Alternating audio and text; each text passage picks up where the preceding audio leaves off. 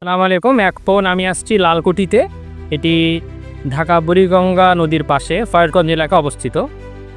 এটা মূলত 1874 সালে ভারতের তৎকালীন গভর্নর লর্ড নর্থব্রুককে স্বাগতম জানানোর জন্য ধনাঢ্য ব্যক্তিরা মূলত এটি উদ্বোধন করেন।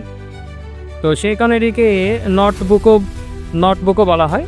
আর এটি লালকুঠি বলার একমাত্র কারণ হলে লাল ইট-ফুল। আপনারা দেখছেন এই লাল ইট-ফুলের কারণে এটিকে লালকুঠি বলা হয়। পরবর্তীতে এটার যে তৈরি যে আছে এটা হলো মুঘল যে আপনার তৈরি যে স্থাপত্য শৈলী এটাকে এবং ইউরোপের রেনেসাঁর স্থাপত্য শৈলী কভার করা হয়েছে। আর বিশেষ করে এর যে মিনারগুলো দেখছেন আপনারা এবং এই যে দরজাগুলো অর্ধগোলাকার, এগুলো মুসলিম যে স্থাপত্য বা মুসলিম যে একটি চিহ্ন সেটি বহন করে। আর 1926 সালে রবীন্দ্রনাথ ঠাকুর এখানে এসে অবস্থান করেছিল, এটিও জানা যায়।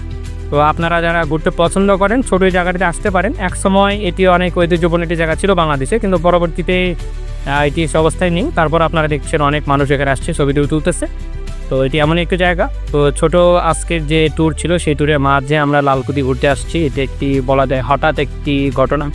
তো যাই হোক, আপনারা যারা লালকুঠি আসতে চান আসতে পারেন, বা যদি আপনারা মনে করেন যে ঘুরবেন সেক্ষেত্রে আপনারা যা করতে পারেন।